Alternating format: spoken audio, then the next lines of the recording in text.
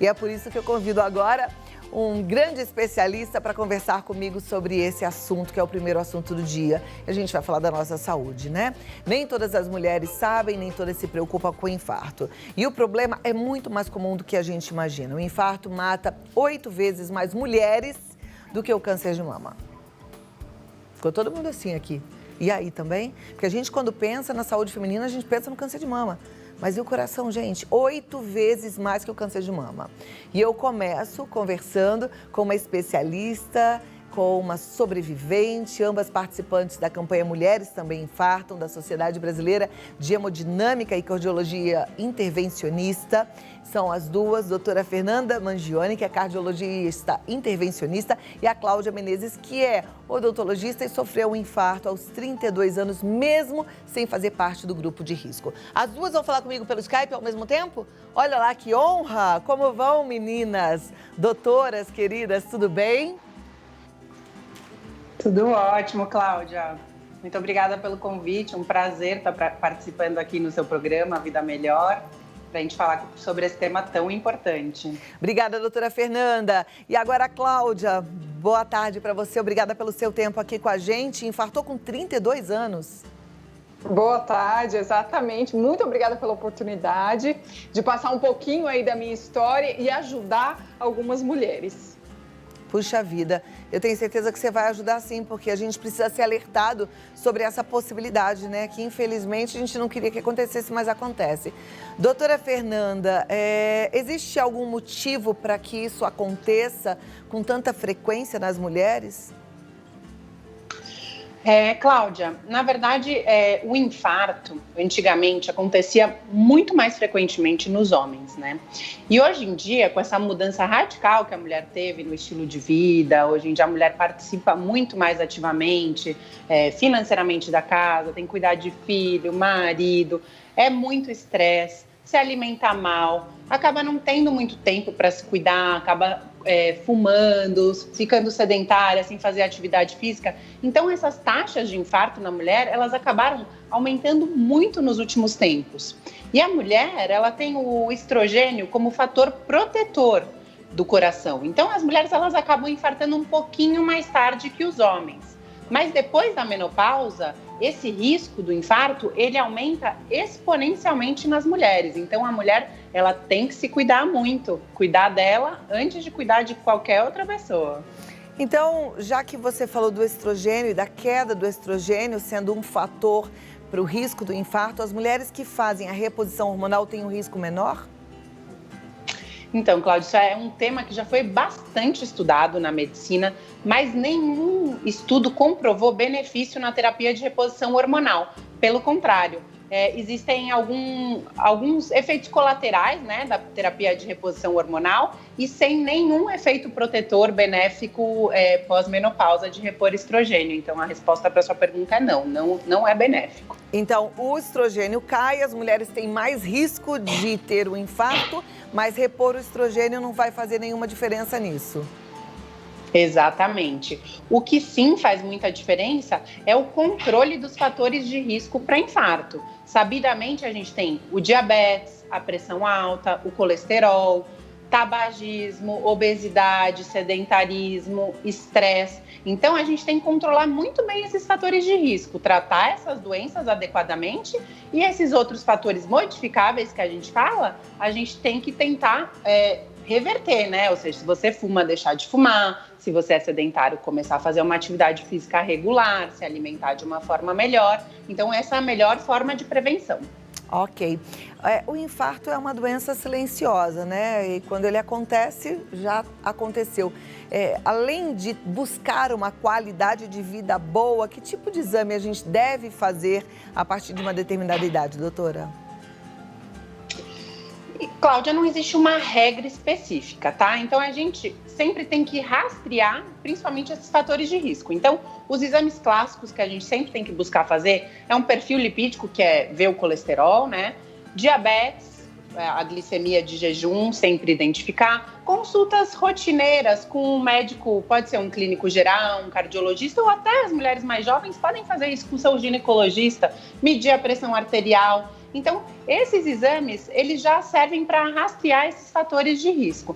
E se a pessoa ela tem qualquer tipo de sintoma, ou seja, uma dor no peito ou um cansaço aos esforços, aí a gente acaba expandindo já esses exames para fazer um teste ergométrico, um ecocardiograma, às vezes uma cintilografia. Isso é muito individual, não existe uma regra para quando a gente deve pedir esses exames para as pessoas. Ok.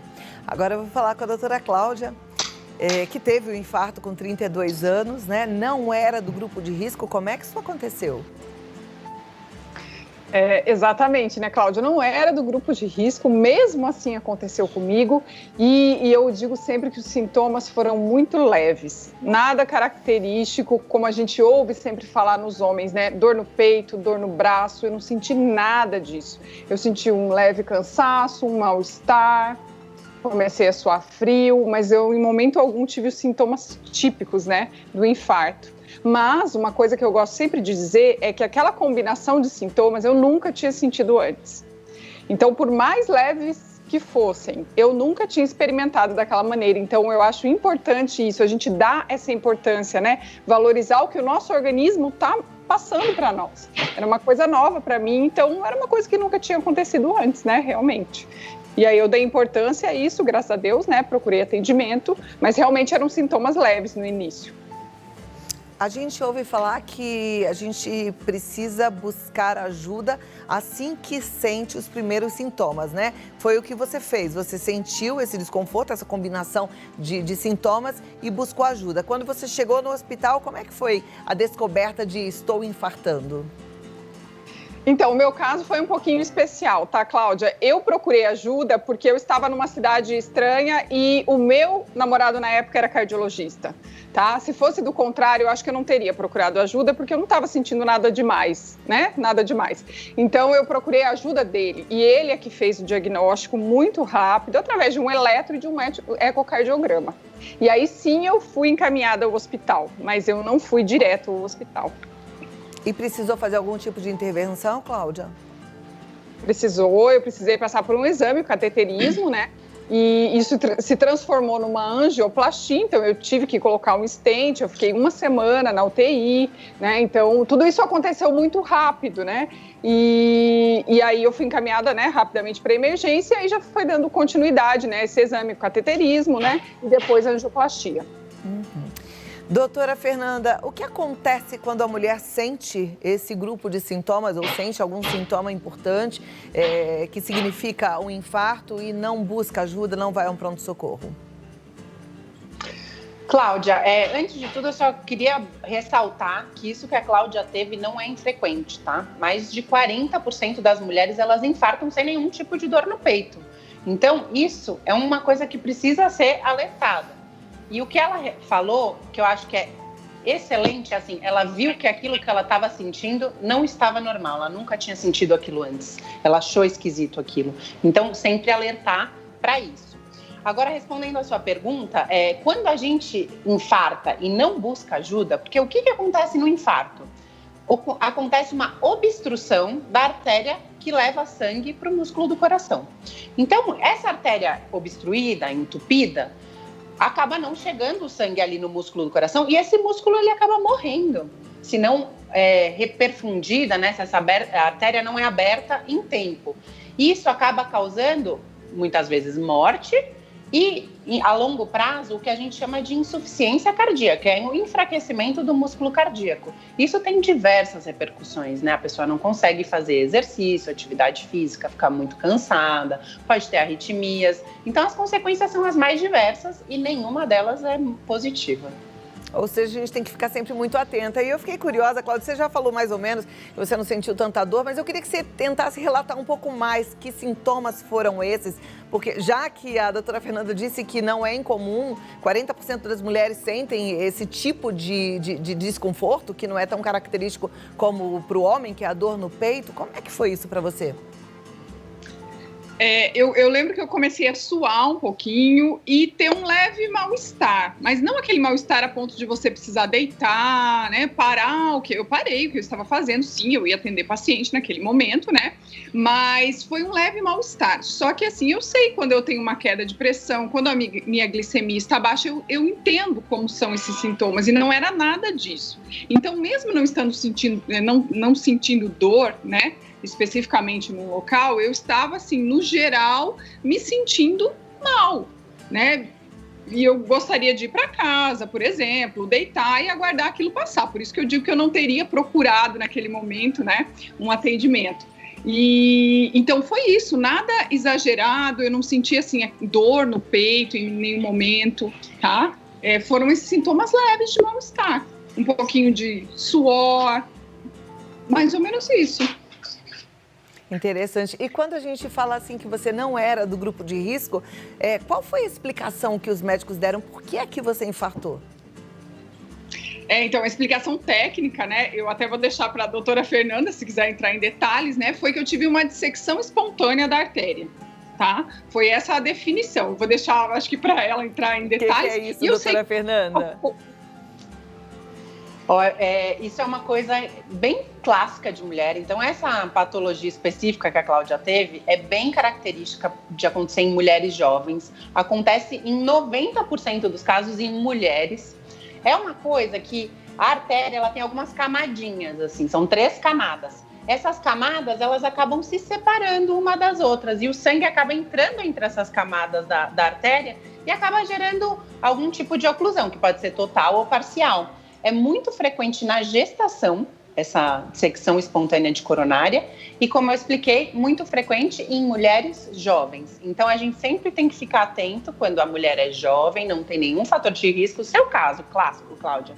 E eu faço cateterismo, né? A minha especialidade é essa. Então, a gente já fica sempre muito atento para isso. E as outras artérias não tem nada de obstrução, deposição de gordura, são artérias saudáveis e a artéria específica acaba tendo esse probleminha e algumas vezes precisa tratar com stent e muitas vezes a gente acaba não colocando stent e essa dissecção ela acaba colando sozinha. Então vai individualizar o tratamento de acordo com cada paciente. Olha lá como é bom a gente prestar atenção nos sinais do nosso corpo. Na verdade, prestar atenção na gente o tempo todo, enquanto a gente está bem, para poder perceber alguma alteração, né?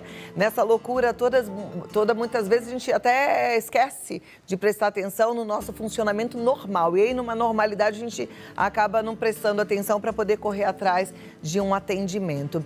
Doutora Fernanda, tem uma característica genética ou hereditária, o infarto também das mulheres? O fator genético é um fator bastante importante. Então, assim, o que a gente sabe é que se alguma mulher tem um parente de primeiro grau, e principalmente se esse parente de primeiro grau é mulher, menor que 65 anos e já teve um infarto, a chance dessa mulher ter um infarto também ela é 4 vezes maior. Então, a gente tem que sempre ficar atento com fatores de risco. Então, nesses casos de história familiar de infarto em paciente jovem, porque se é mais idoso, não conta muito. A gente tem que começar esse acompanhamento mais cedo. Então, a gente recomenda de, no mínimo, 10 anos antes da história dessa familiar, você já começar a ficar de olho, ir no cardiologista, fazer os exames periódicos. E existem algumas doenças também de colesterol que são genéticas e que propiciam muito a ter infarto. E essas doenças, elas podem dar até em crianças, que são doenças familiares e genéticas, além de tantas outras, mas essas eu acho que são as mais frequentes. Ok.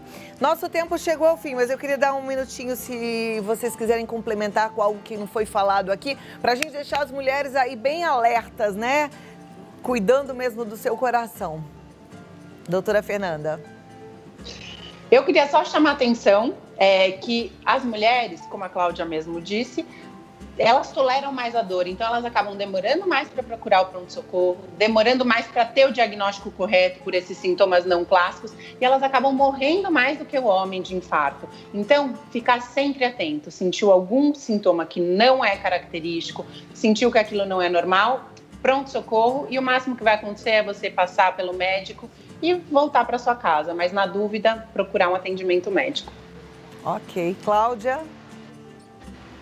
Exatamente a mesma coisa. Eu acho que as mulheres precisam prestar mais atenção em si, porque o corpo vai falar alguma coisa. Então, a gente tem que ouvir mais o nosso coração, né? Numa metáfora aí, eu acho que isso que é importante. Dar valor ao que você está sentindo. Perfeito. Muito obrigada, meninas. Muito bom a gente poder falar para as nossas amigas, para as mulheres, né? Para elas se cuidarem. Eu fico muito feliz. E vamos fazer outros encontros como esses para a gente poder abrir também as perguntas para quem está em casa, tá bom? Doutora Fernanda, doutora Cláudia, muito obrigada e até a próxima. Obrigada. Obrigada, uma ótima tarde. Cláudia. Tchau, tchau. Um beijo, Beijo. tchau. Deixa eu passar para vocês, porque tem um Instagram que eu quero que vocês sigam, que lá tem mais informação. Vocês vão ver as mulheres que estão envolvidas nessa campanha e vocês vão entender o quanto é importante a gente prestar atenção mesmo em todos os sintomas do nosso corpo, tá? Então o Instagram é Mulheres Também Infartam. Mulheres Também Infartam, e tem um canal no YouTube com vários vídeos interessantíssimos, que é o mesmo nome, Mulheres Também Infartam. Então é só você ficar atento aí, porque essa é uma ação que você também precisa abraçar e compartilhar com as suas amigas. Pode ir lá, sabe o aviãozinho do Instagram? Já vai espalhando para todo mundo, porque nós mulheres muitas vezes somos negligentes, a gente acha que só vai, tem que preocupar com a mama, o câncer de mama, mas o índice é muito maior no infarto e a gente muitas vezes nem sabe disso, né? Então é bom ficar atento.